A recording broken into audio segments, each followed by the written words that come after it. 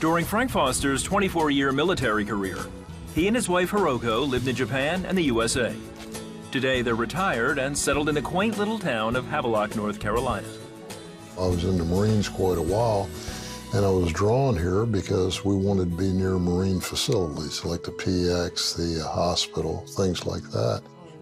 Frank and Hiroko met nearly 50 years ago when Frank was stationed in Iwakuni, Japan in the U.S. Marine Corps.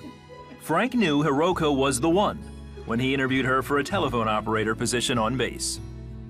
I walked into the room where she was sitting, and this is hard to believe, there's a voice that says, "You're going to marry this girl." I had to read some sentences, and he said, "You're good."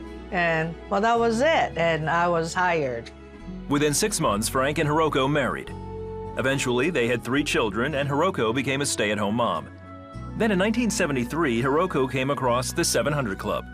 She and Frank became CBN partners and have remained partners for over 40 years. We saw all the good things that CBN was doing. Take a look at Operation Blessing, Operation Homefront, which we're a member of. Take a look at the number of wells that they've dug. It's just endless in what they do, and all our money goes towards that. My favorite is the Orphan's Promise.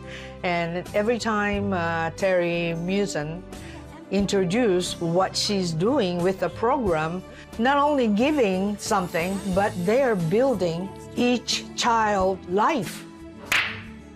By 1991, the Fosters moved up to the founders level, which was 25% of Frank's military income.